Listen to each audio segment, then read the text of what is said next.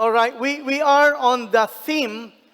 We're walking and working on the idea of the moral law of God. Yung binigay niyang mga utos na gabay sa pangkalahatang tao, all nations, all race, all people, in all ages, yung tinatawag nating the moral 10 commandments of God.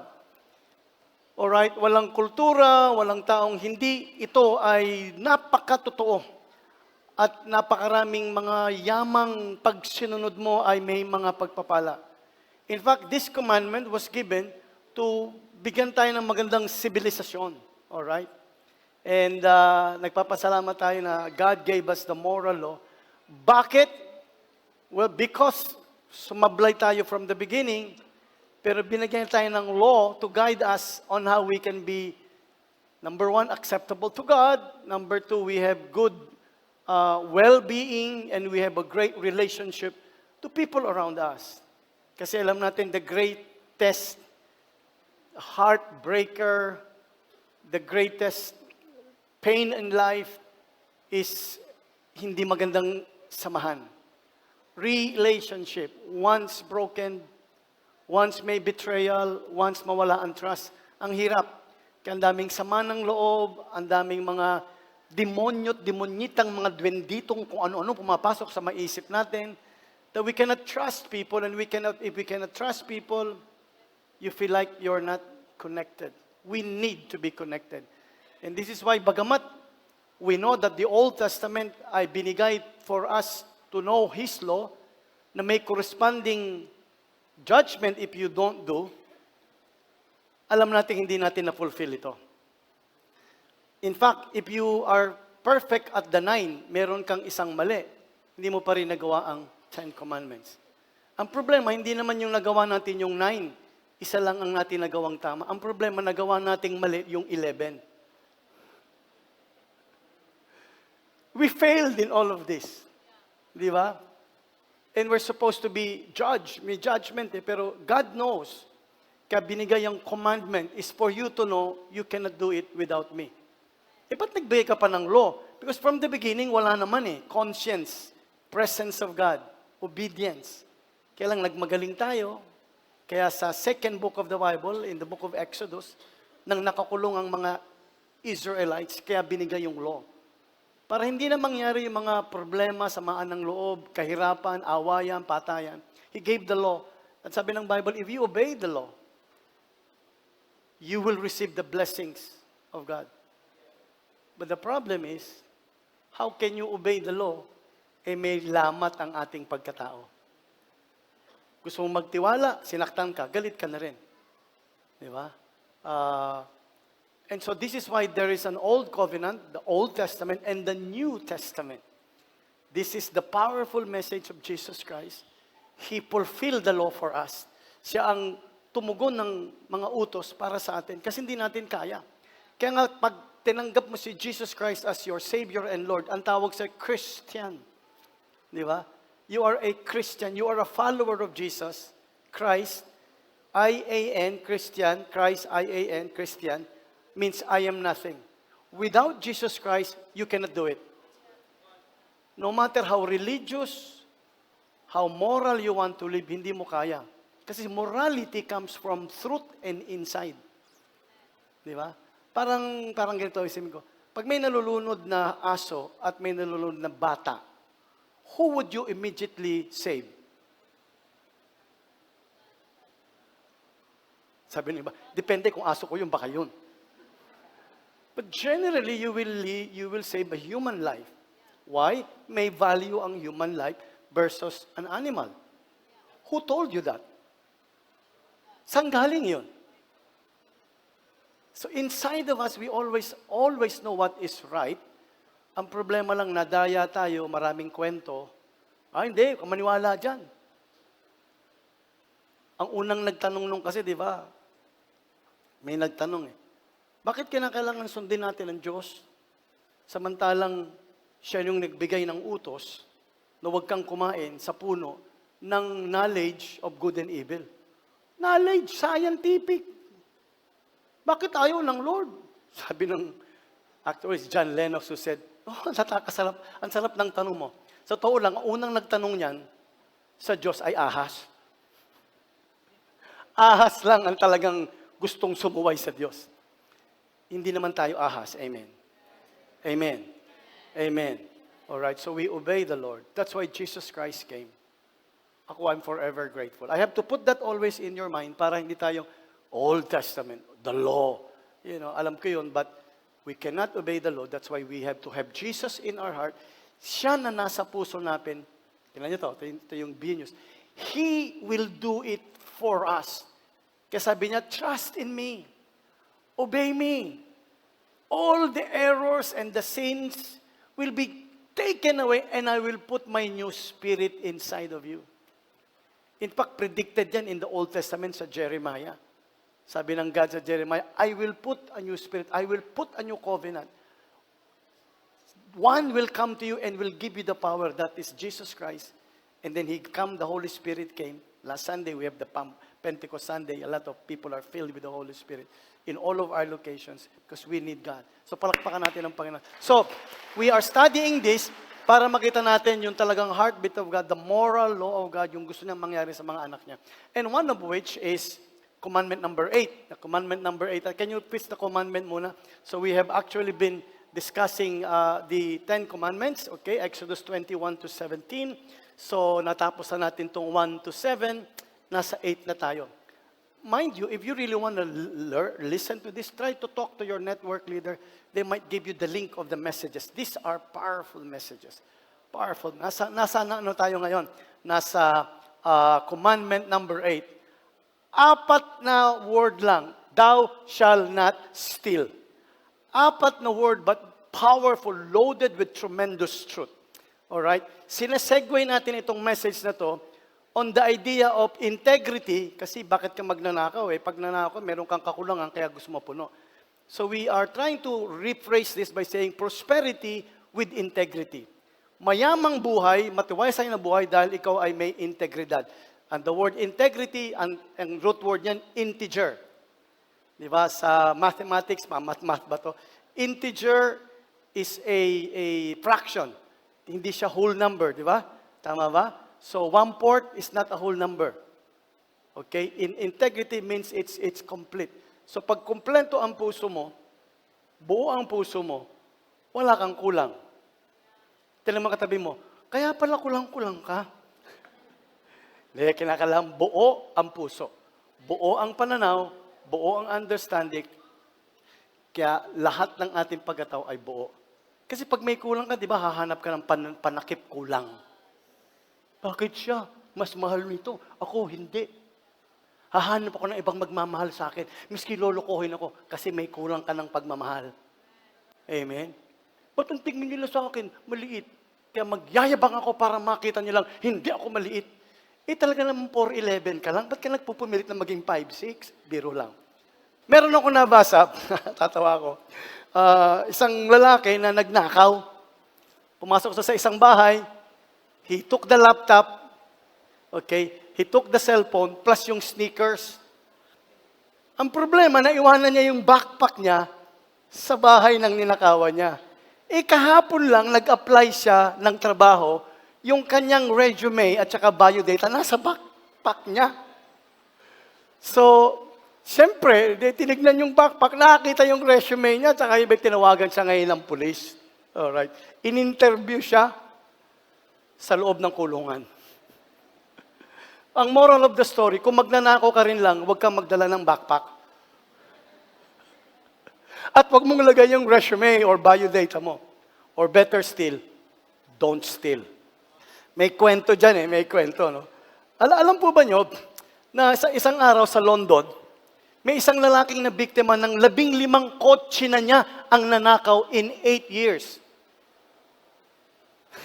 8 years, 15 cars niya ang nanakaw. Sabi nila, bad luck naman yan. Yung unang 4 na kotse niya, na kanyang pag-aari, nanakaw.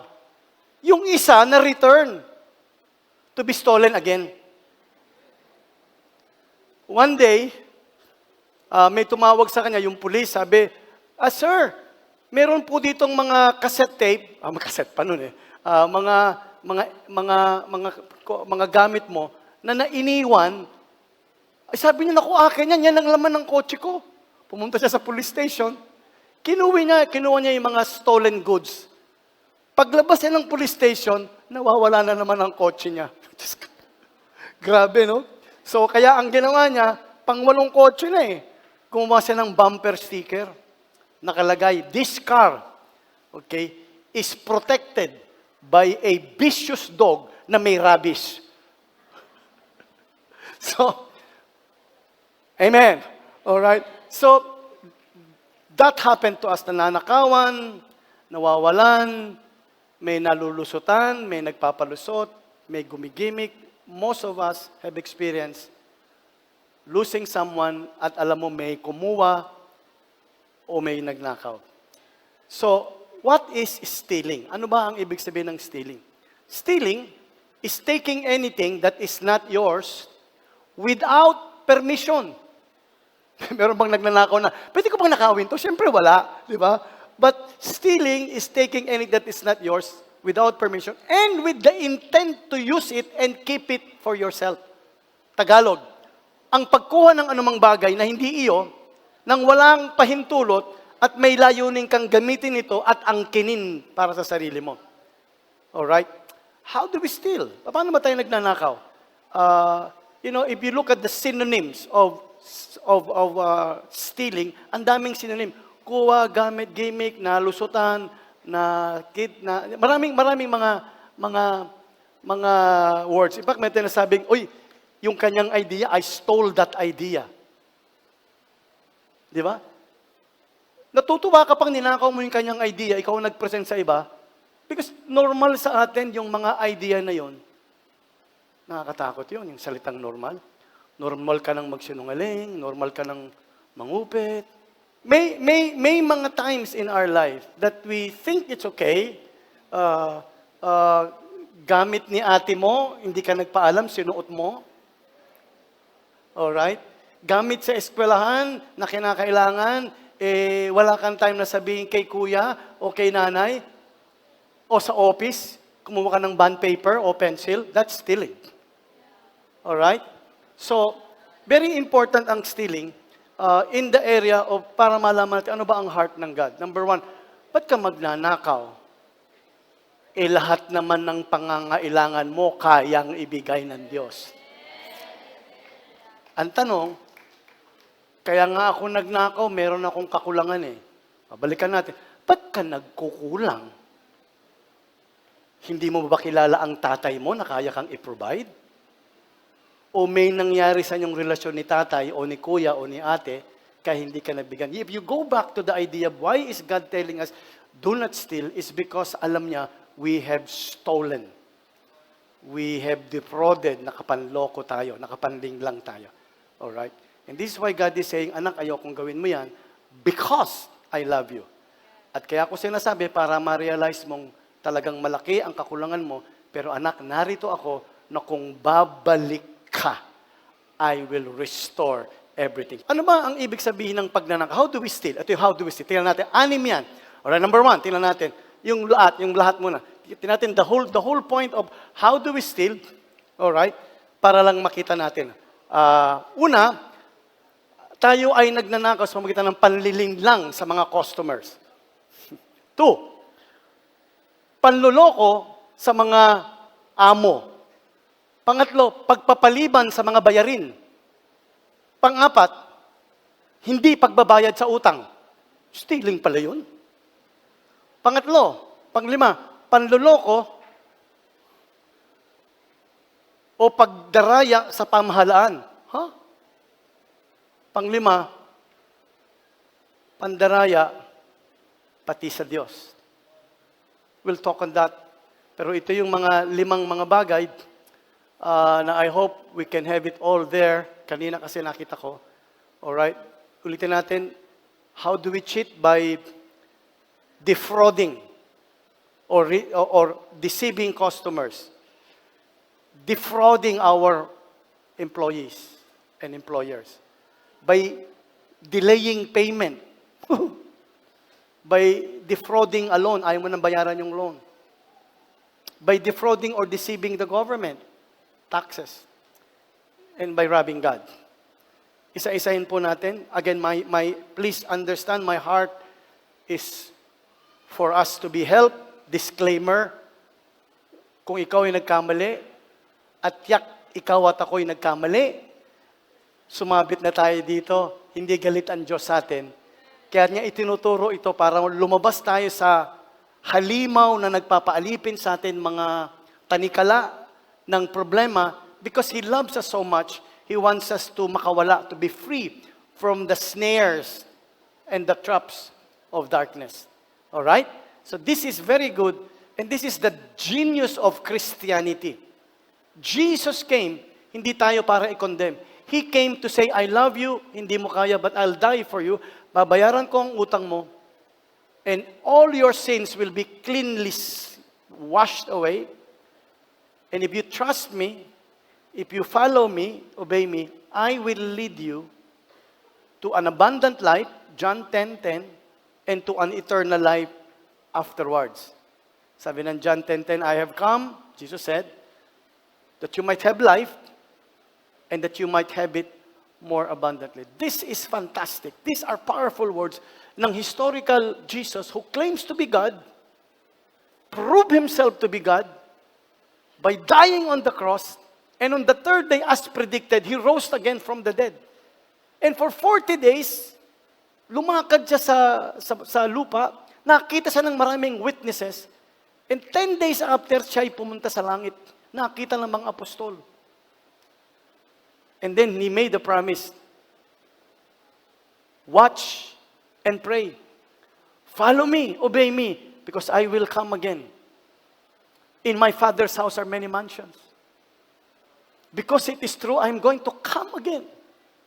Yan ang hinihintay natin. And if I come, I will take you to be with me. Kasama na natin siya. So that wherever I am, there you may be also. What a fantastic promise po mga kapatid. Himay-himay mo yan because it's so powerful.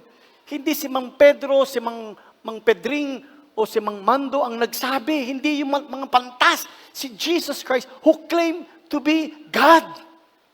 And has the power to help us. Alright? So number 1, how do we seal? Panlilin lang sa ating mga customers. Look at the scriptures. They overcharge, use false measure, and fix the scale to cheat customer. Sa mga nasa palengke, merong mga sukatan. Pag naglalagay ka ng tingga para bumigat, na akala mong ginagawa ng lahat naman nasa palengke, ginawa mo, that is a form of stealing. Hindi masama kung ikaw yung negosyante, maglagay ka ng konting tubo. Pero wag mo naman lagyan ng buong building, tubo lang. Kasi kailangan kumita. I don't know how much, but kumikita ka ng 200%, 50%, I think it's too much, you know. But I don't know, I'm not a businessman, but it is very important. Huwag kang mag-overcharge. Alright? At huwag kang maglagay ng false measure. Napapanood natin, di ba? Grabe, 50. Nung binibili mo na, dollars pala. Kala ko pesos ito. Hindi, nagkamali kasi. Whatever it is. But it is very important na malaman natin, we steal by deceiving customers. Ay, bago yan. First class yan. Minsan wala kang ligtas pag nagsa-Shopee ka o Lazada, di ba? O Amazon. Yung in-order, lalo na pag binayaran mo na. Ako hindi ako mo-order nang nagbabayad ako. COD, cash on delivery. Ang problema sa cash on delivery, hindi mo na mabuksan. Pero at least may dumating. Di ba? And many times, order mo extra large, ang dumating small. Ang ganda ng picture, pangit pala sa to. So what is that? That's a form of stealing your trust. Stealing your faith. And siya, nang liling lang, ang ganansya lang, ang gusto lang niya, kumita siya. Wala akong pakialam kung maghirap ka. Ito pang narrative. Nagpaloko ka eh. Number 2, how do we do that? Alright, by panloloko sa ating mga mga manggagawa. Sabi, whatever you do, work at it with all your heart as working to the Lord. Kung ano man daw ang gagawin mo, gawin mo to ng buong puso na ginagawa mo kay Lord. Let me give you some ideas dito. Pag ikaw ay nagtatrabaho sa isang kumpanya, sa school, ano man ang pinagtatrabaho mo? Kung ang dapat mong trabaho ay 8 hours a day, pero you come late, you go early, you're stealing the time that you should be giving sa company. Pag nag-uwi ka ng mga tissue, napkin, toilet paper, Pastor, hanggang ganun lang naman, hindi ko pa naman ninanakaw yung toilet. O bond paper, paper clips. Hindi yun, di ba? Who gives you the right to take that? Kaya lang sanay tayo kasi yung kulturang ginabibilangan natin, normal lang yan. But if we are a Christian, I am not proposing this to everybody that do not follow Jesus. Wala akong control sa iyo eh. But if you follow Jesus and you make me as your pastor, may utang ako sa inyo na sabihin ang turo ng Ama na magdadala sa akin sa ating kalangitan. So, hindi tayo pwedeng Christian na nanloloko. Amen. Kung darating ka ng late na, uuwi ka ng maaga, tapos 3 beses ka pang nagko-coffee break. Ang lunch mo dapat 45 minutes, 1 hour yun. You're stealing. No wonder ang mga kumpanya laging nagtataas ng mga kung ano-anong bagay kasi alam niya mananakawan sila. I was in UK, I just arrived from UK. Alright? Sa Amerika kasi, usong-uso yung self-service. Hindi ka na pupunta sa counter, meron silang marami doon, tapos yung binili, i-scan mo, lagay, tapos babayaran mo. Okay? Tapos uwi na sila, dala yung bag. Sa Amerika, sa London, hindi rin uso yung kung ayaw mo ng basket, dilin mo yun. Sa atin, ayaw nun. Uy, baka nakaw lang yan. Di ba? Sa kanila, okay yun. So one day, tinanong ko si JM, wala bang nakawang nangyayari dito? Ay, naku, ang dami, Pastor. Because MJ work at Tesco. Tesco is like NCCC type of like that, in a grocery. Ay, Pastor, napakadami. Anong ginagawa nila? Ay, hindi na lang nila yan sisitahin. Bakit? Kasi iniisip po na ng nagbabantay yung kanyang safety. Paano kung may baril to saksakin siya? Eh di maraming nakawan? Oo. Dinadagdag na lang yun ng kampanya, lost. Pero dinadagdag din yun sa tagdag ng iyong binebenta. At the end of the day, ang nahihirapan pa rin, consumer tayo. Ba't nila ginagawa yun? Ba't may surveillance camera? Kasi hindi ka mapagkatiwala na hindi ka magnanakaw, manloloko, o mangiisa. This is why, as a Christian, I'm talking about Christians, followers of Jesus, huwag po sasama ang loob nyo sa inyo, but if you do, it's okay, I still love you. Pero sabi ng Bible, we should not defraud our employers. Kung ikaw naman ang employer, di ba? Grabe. Ang mandato lang, 8 hours, dapat magbigay ka ng mga break time. At holiday. Hindi mamatay, holiday. At dapat bayaran mo pagka piyesta opisyal ng doble. At hindi mo gagawin yan kasi, para sa atin to. Di kung ayaw na kayo magtrabaho. Nangangailangan yung manggagawa, kakapit sa patalim para magtrabaho sa'yo kasi ayaw niyang mawalan sa trabaho. Pero ang ginagawa, ninanakaw mo yung kanyang dignidad, yung kanyang input, at yung kanyang dapat sanang kinikita na pambigay sa gatas ng kanyang mga anak. Both ways it works. Kaya nga, the Bible is very clear, di ba? Whatever you do, do it with all your might. Alright? Kaya, part dito is, do not waste your time sa trabaho mo. Kung dapat mong tapusin mo. Minsan, dapat matapos, wag na muna natin tapusin. Bukas na lang.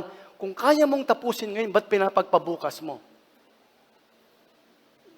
The moral law of God is saying, let's be the best every day, every hour, because we want to be a blessing to everybody, hindi lang sa ating mga pinapasukang kumpanya, pati sa pamilya natin, we be the best. Kaya lang nga, dahil manlamin lang loloko, kaya sabi mo, ayaw mo lang lokohin natin. Ay, si boss, niloloko din tayo niyan. Di isahan natin siya. That is a philosophy that does not work in the eyes of God. Bakit? Kasi siya, meron siyang karapatang tanggalin ka. Ikaw wala kang karapatang tanggapin siya. Ikaw palagi ang matatalo. Amen. Ah, mahal pa ba niyo ko? Okay. Number 3, pagpapaliban ng pagbabayad, delaying payments. Look at the verse. Don't take advantage of anyone. Don't hold back the wages of someone you've hired. Not even for one night. Grabe ang Bible. Because ang pinakakina yung dignity ng human soul, kailangan ko yung pera ngayon. Kinakailangan mi ng pagkain. Hindi mo ibigay yung pera na hindi ko mabibili ng pagkain, yung pamilya ko magugutom. Ang iniisip mo lang, wag mo nang ibigay para pumasok ka pa at pag-interesan ko pa yung pera mo. It is wrong. Nandiyan po ba kayo? Mahal pa buwan niyo ako. But it doesn't really matter. You obey the Lord.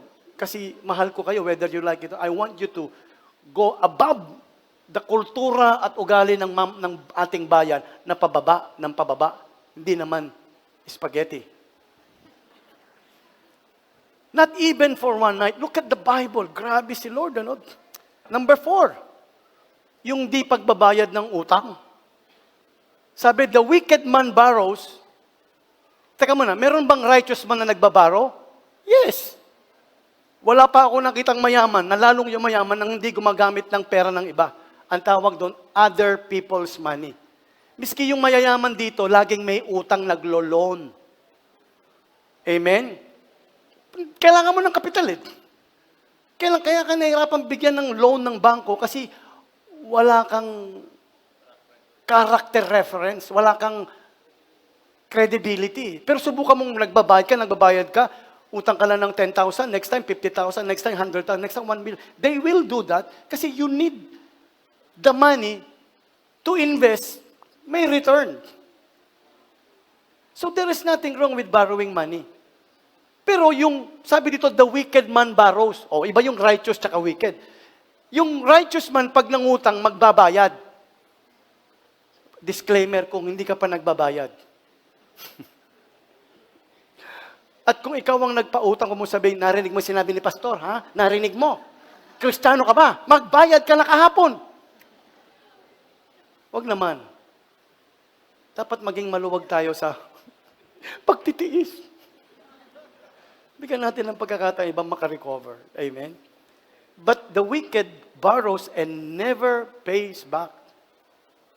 Never pays back. Ang liwanag ng Bible. Pag meron kang utang, nangako ka. Alam mo, ang hirap kasi sa mga may pangangailangan, talaga yung pangangako. Papayaran po kita kaagad. Pagdating ng sweldo ko, wala kang trabaho ng sweldo. Di ba? Kasi namatay ang lola ko, pampitong lola mo na, ilang ba lola mo? Kasi ang lahat ng nanghihiram, pagka nanghihiram, lahat gagawin. Pero pag napahiram mo na, after isang buwan, sister, ikaw naman, di pa nga tapos ang ano ko. Siya pa yung masama ang loob. Tapos minsan pag nag-church, hindi na mag-church. Christian pa naman. Ano naman ang kinalaban ni Jesus sa utangan niyo? Ba't pati yung simbahan sinama mo? Kasi normal sa ating laging may isisi. Yan. Kala naman niya. Nung siya nangungutang, pero hindi pa siya nangungutang. Pero yung kanyang nying nangungutang. Ako minsan lang nangutang sa isang taon.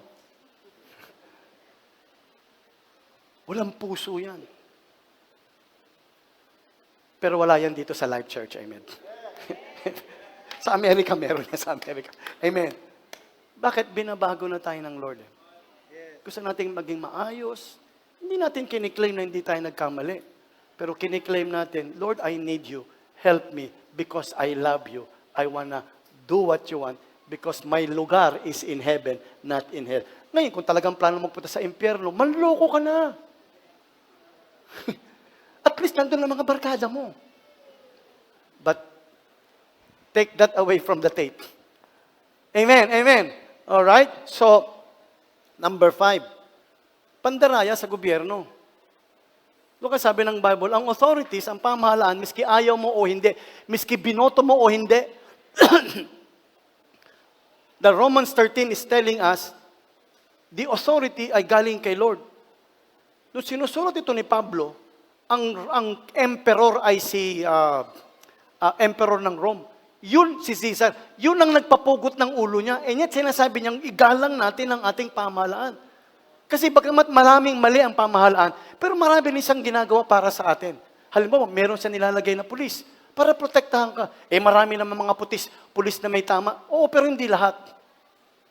Ayoko sa pulis. O di, ikaw, wala akong magagawa. Yung talagang tigas ng ulo mo, sige. Pero pag may nakawan sa bahay nyo, meron mga nag-threat siya, huwag kang tatawag ng pulis. Ano nga, tatawag ka pa rin ng pulis, di ba? So at least paniwala natin, meron mga pulis na tama. Maraming may tama. Because we need government.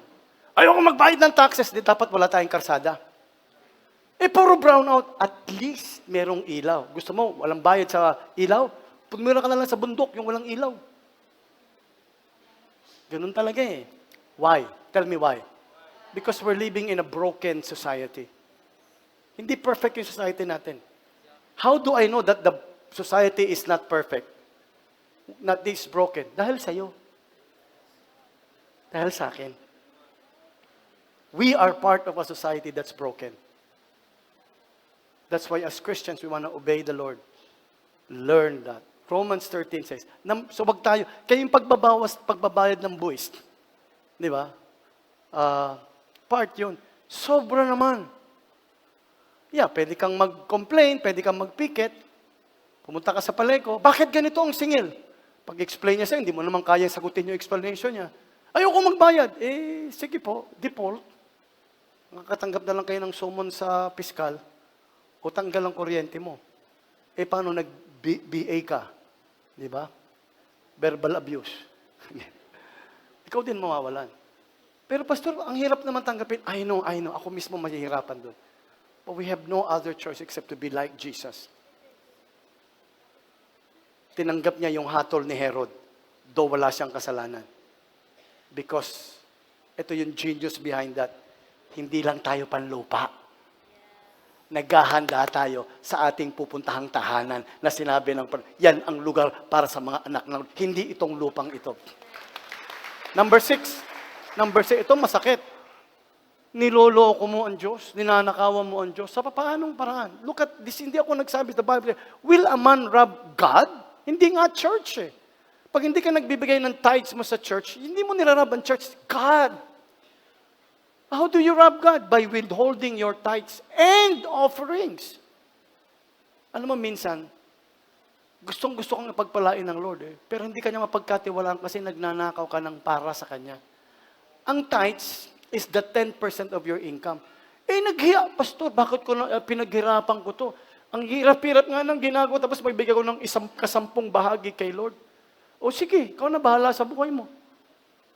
O ako na lang, kukunin na ng Lord yung hininga mo. Kasi yung hangin galing kay Lord.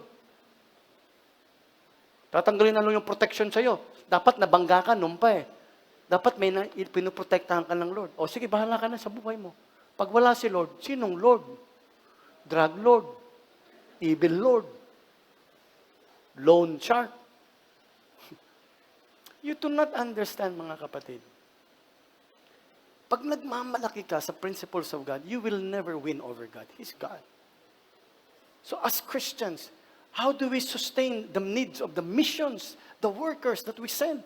Today, ang dami nating mga members at leaders na nasa mga outreaches.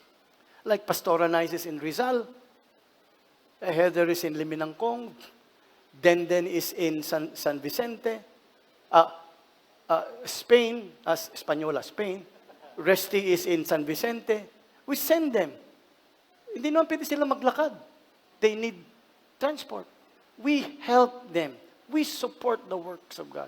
Your tithes and offering is better. And if you do that, you're stealing from God. Amen. All right. So let's go on. Okay. Tapos na tayo dun sa how. Tanong, why should I be honest? Di ba? Ayaw ng Lord na may kulang ka, maging tapat ka. Kasi pag tapat ka, susundin mo yung utos niya, ang daming benefit. Number 1, why? Number 1, because God is watching you. Or someone is watching. Number 2, you will reap what you sow. Number 3, dishonesty will always damage your character. And number 4, God will reward your honesty. Himay-himayin natin, I am being watched. Alam mo, ang tao kaya nagnanakaw o nanliling lang naloko kasi akala niya walang nakakakita. I tell you, hindi mo lang alam, pero yung mga kasamahan mo, naaamoy na meron kang ginagawang mali. Hindi ka nahuhuli, but they're watching you. At pag sinabi mong walang nakakakita sa akin, you're wrong. God is watching you. You cannot escape. Sabi ni Jordan Peterson, one fundamental thing na hindi pwedeng hindi mangyari sa buhay ng tao, and that is, you will pay what you have done. Magbabayad ka at magbabayad. Walang hindi pala makakalusot. Babalik sa'yo, babalik yung ginawa mong mali. You don't trust people, people will not trust you. Nanloko ka, lulukohin ka. Babalik at babalik sa yan. Alright? Kaya sabi ng Bible, be careful. God carefully watches the going on of all mankind. Wow! So, nothing escape God. Pwede mong maloko tao, gobyerno, insurance company, miski asawa mo, pwede mong maloko. Miski partner mo. But you can never fool God. Kaya sabi, let your light shine. So people will see your good work. Number 2, I will reap whatever I sow. Pag tinanim mo ang ani mo, look at the word always. Don't be misled. Remember, a man will always, word always, aanihin mo kung ano man ang tinanim mo. Nagtanim ka ng pagmamahal, aani ka ng pagmamahal. Nagtanim ka ng tampo, aani ka ng tampo. Nagtanim ka ng bayabas, aani ka ng bayabas. Hindi pwedeng nagtanim ka ng bayabas, aani ka ng guayabano. Whatever you sow, that will you reap. Kaya nga sabi ng Proverbs, try to make a profit dishonestly and you'll get your family in trouble. Pati pamilya mo, dali.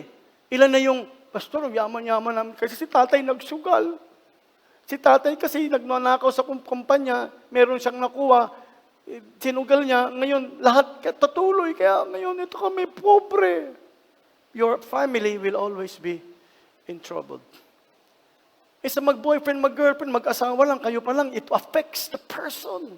The pain, the hurt, the tampo, the iyakan, mga nights na pag nakikita mo yung asawa mo, yung lalaking asawa mo, umiiyak.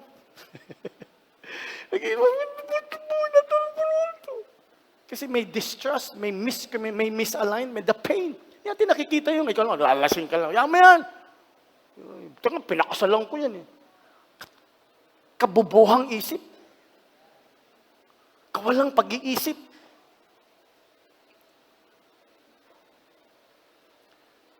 Look at Proverbs 21. Dishonest gain. Kumita ka, nakalamang ka, will never last. Panandalian lang yan. So why take the risk? Ba't mo isusugal ang magandang buhay, ang karakter ng pamilya mo, ng mga anak mo? Kapatid, it's not worth it. How do we steal yung dishonesty? We steal by being greedy. Sabi ng Bible, the love of money is the root of all evil. Pagka puro pera iniisip mo, puro yung pakinabang, you have made that your God. You've stolen who God is in His preeminence, and you look your own sarili, yung need mo as God. Kasi yun ang una sa'yo eh. Kaya nga marami mga tao dahil sa ganid, yung kanyang addiction lumalakas. He now depends on himself. Kaya ko yan, di ba? Pag kami, kadalasan yung mga isabong, yung nangyari sa isabong, nanalo muna, sige, taya pa ulit, tinaya, kasi ang inisip niya, luck, madali lang ito. Pero bihira ang yumaman sa mga gantong bagay. Na kung nangyari man naka-jackpot ka, hindi magtatagal, ubos din yan, at tataya ka na muli hanggang sa you end up with nothing, shame, pain, brokenness of the family, and you wanna commit the last recourse to commit suicide. 2, laziness. Di ba? Alam mo, mga taong lazy, ang ibig sabihin niyan, yung gusto niya shortcut. Tagal-tagal naman. Di ba? Pila ka rito. Hindi, pare, baka may kilala ka sa loob. Di mo. Gusto yumaman kagad. Pare, baka naman pwedeng ganito. Alam mo, ang mga nai-scam, generally, ang nai-scam, kasi ang mindset niya, gusto niyang shortcut. Ayaw niyang dumaan sa proseso. So, umaman kagad. So, kumita kagad. Malaki pala interest. O sige, talaga. Alam niyang may risk. Alam niya may risk. Pero dahil ang kanyang puso is more of greedy and lazy, ayaw pagtrabahuan, lagi silang mahuhulog sa tinatawag nating patibong. Maghanap ka ng taong mahilig sa shortcut, madalas maloko. At pansinin mo, mas matagal ang kanyang hilata sa kama nang walang ginagawa. Kaysa doon sa mga hindi yumayaman kaagad, pero nagsisikap, ngayon meron ng magandang katayuan. Ang mga taong tamad, merong kahihinatnan, pulubi. Ang mga taong masipag, dadaan sa mga pagsubok, pero ang ending niyang laging pinagpala. Number 3, pride. Why we steal? Because mayabang tayo eh. Meron siya nun. Gusto ko rin yan. Paano? Pare, hiramin mo nga muna to. Dindalaw, parang ganda ng damit mo. Tapos susolong, saan mo ba tayo hiniram? Doon sa patay. Kaya baka mo, hindi mo nakikita. Dahil mas malaga sa yung sasabihin ng tao. Sasabihin ng tao. Ano yung pinag-usapan natin? I am being watched. I will reap whatever I sow. Number 3, dishonesty destroys character. Dishonesty. Look at what the Bible says. What will it profit a man? Wealth. But wealth you get by, let's go to, wealth you get by dishonesty will do no good, but honesty can save your life. Alright? Kaya ako, natutuwa talaga ako dito. Doon sa number 3 na tayo, di ba? Ano tayo? Number 3, dishonesty. What does it profit a man if he gains the whole world and you loses your own soul? Yung pagkatao mo, wala na nagtitiwala sa'yo. Yung reputasyon is what people see in you. Diba? Ay, maganda yung reputasyon yan. Sana laging ganon. Konti lang yun, yung mga naloko mo. Pero alam ng tao kung sino ka. Sa barangay mo, kilala kung sino ka. Sa office mo, kilala kung sino ka. Ayan, naku, sobrang tahimik niyan. Parang siya lang ang sarili sa mundo niya. Ayun, napakadaldal niyan. Yan, wala nang, pati problema ng kapitbahay na ikikwento eh. Ay, si ganito. Naku, Diyos ko, huwag kang aasa ng pagdating dito. Hindi ka mo maasahan yan. May komentaryo ang lahat ng tao sa'yo. Ano ko yung pag tumawa? Yan pag umiyak? Yan pag nasaktan? Naku, huwag kang magtitiwala dyan. Binentahan ka? Naku! May reputasyon. And normally, hindi siya on the positive side. Miski marami kang ginagawang positive. Kasi ang tao, hindi nakikita yung positive, kundi lagi mali. Number 4, God will reward your honesty. Oh, kapatid. Hindi man nila ibigay sa'yo ang nararapat na appreciation. Pero God sees you. And ito yung Diyos na pinaglilingkod ko, the Jesus that I serve will always be the Jesus that is always blessing abundantly and rewarding the people. In fact, the last book of the Bible, the book of Revelation, I think it's in verse 12 or 14, ang sabi ng God, babalik ako at dala ko ang lahat ng aking mga rewards. He is going to come back with rewards. Okay, let's go on. Last part na natin ito. Okay? Ano yung 3 steps na dapat natin gawin para tayo ay bumalik sa buong puso, tapat na puso, walang pagnanakaw, pagkukunwari, panlilinlang, pandaraya, kundi buo. Integrity is a whole number. Di ba? Hindi fraction. Di ba sa mathematics, integers, tama ba? Sino mang math dito? Tama ba? Integers is a whole number. Fraction is 1/4, 1/3, 1/2. Pag fraction, may kulang, hindi buo. Tama? Amen. Pag hindi buo, may kulang. Pag integer, complete ka, you are complete in yourself. Integrity of heart. So pagka wala kang integrity, may fraction, may kulang. Tingnan mo yung katabi mo, kaya pala kulang-kulang ka. Kulang ka sa ngiti, kulang ka sa paggalang, kulang ka sa pagiging on time, kulang-kulang ka talaga. Kulang ka sa Nag-iiyakan na yung tao, ikaw tawa pa ng tawa. Seryoso na nagbabasa ng Bible, ikaw baliwala. Kulang-kulang ka talaga. Huwag mo sasabihin sa katabi mo, baka masaktan. Okay? Please, huwag niya sabihin. Doon sa katabi niya mo sabihin. Para hindi personalan. How do you start to live? Ako, ano ibig sabihin ng restitution? Hanggat kaya mo, humingi ka ng tawad sa pinagkamalian mo. At kung kaya mong ibalik ang kinuha mo, ibalik mo. Let me tell you my story. Alam na ng karamihan dito sa Life Church. When I was a young Christian, na born again ako 17 years old, 1974. 2 years after, I went to a training in Baguio. Then I became a full-time staff. Oh, I love being a full-time staff. Miski wala akong ganong sweldo. Pero one time, nag-aaral kami ng repentance and restitution. Pagsisisi at pagpapakita ng pagtutuwid ng tama.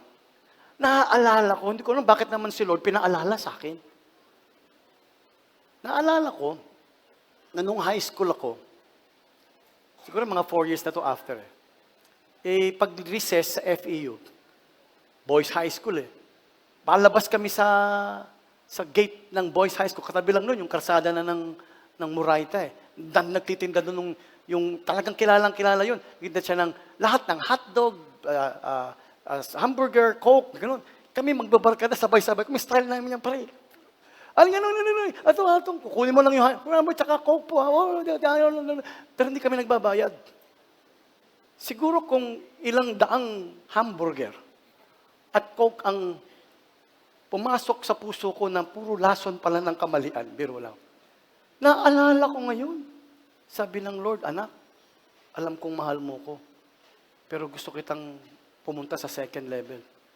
Handa ka bang magpakumaba at ituwid mo ang mali? Yes, Lord. Hindi ko kasi alam kung ano pagagawa. Yes. So, humingi ako ng tao. Tapos sabi ng Lord, naalala mo sa ganito? Yes, Lord. Kinakabahan na ako. Ba't di mo siya hanapin? At ibalik mo yung nararamdaman mong dapat mong ibalik na perang ninakaw mo. Hindi kinupit, nakaw Sabi ko, Lord, wala na po siya doon. Excuse me. Hindi nagsalita ang Lord. Kasi alam ko na ibig sabihin ng Lord. Pag sinabi kong hanapin mo, makikita mo. Okay, Lord. Pinuntahan ko sa Murayta. Nakakita ko siya doon sa may dulo ng between UE at saka FEU. Yung street doon, tawag doon ng lugar ng PSBA. Doon makatira.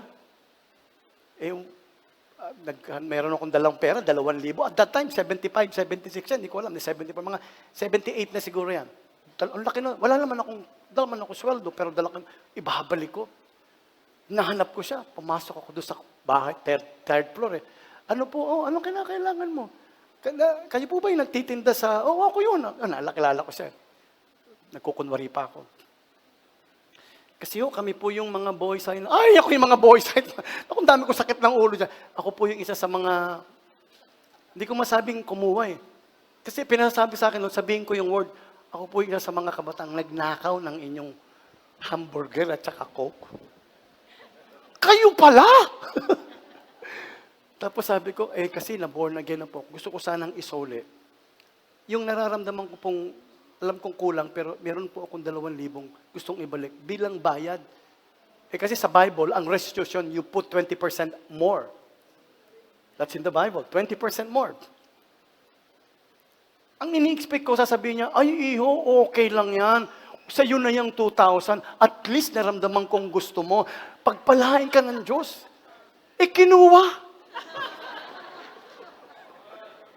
Lord, akala ko magbubukas ang langit. Pagkatapos sasabihin niya, iho, napakabait mo. Ito ang 20 million piece. Iyon na, hindi kinuha. Anyway, I said, I'm very sorry po. And sabi, okay, anak, go ahead. So, huwag niyo nang ulitin yan. So,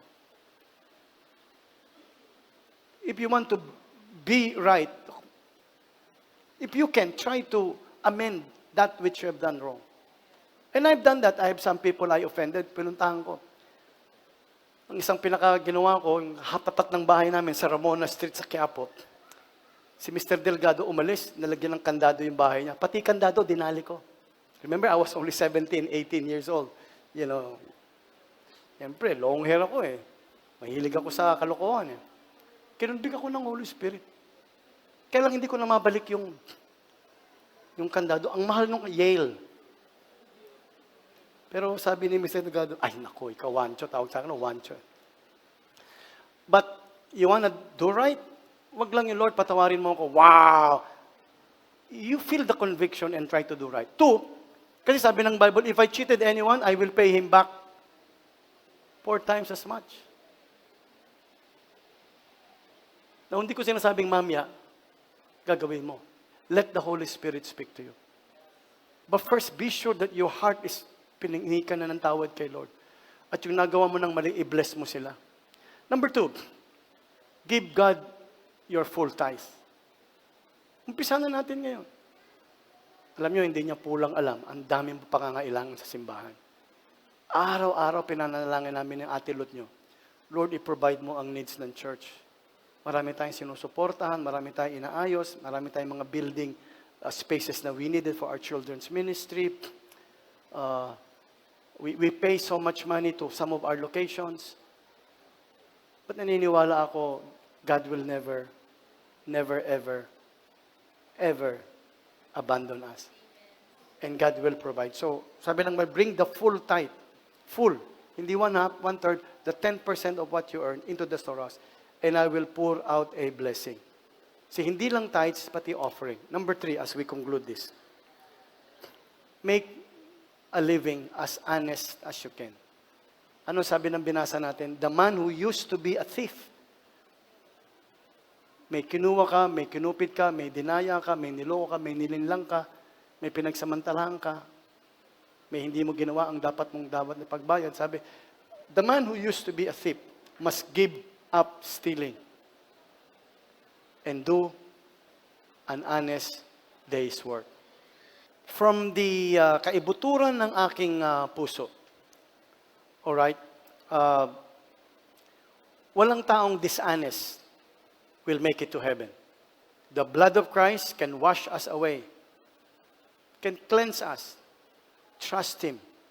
So lahat ng dishonesty mo, past na yun. You are now live as honestly as you can to Jesus and saying, God, I cannot do it, please help me. God will always cleanse you if you put your trust in Him. Kasi hindi na nga ikaw na mabuhay. I am nothing, Christ is everything. I live for Jesus. Galatians 2:20, I am crucified with Christ. Nevertheless, I live. Yet not I, but Christ lives in me. And the life that I live by faith in the name of the Son of God. You are no longer living. Christ na is living. Kaya I am a Christian. I'm a follower of Jesus. I want to obey the Lord. Let me pray for you. Christ, Lord, help us to know you more. Lord, we want to follow you as best as we know how. Lord, mula sa oras na ito, tulungan mo kami mamuhay ng may katapatan. Lord, humihingi kami ng tawad sa lahat ng mga pagkukulang na meron kami. Lord, hinihiling namin, Lord, na maituwid namin ang mali. At hinihiling namin mula sa oras na ito, kami magtapat sa pagsimba, pagtulong, at sa pagbibigay ng higit. Hindi lang ang aming tithes, pati ang offering. Lord, salamat na in Jesus we have the forgiveness. Salamat that in Jesus we can be free. In Jesus we can serve you as honest as we can. We love you, Jesus. In your name. Amen. Amen.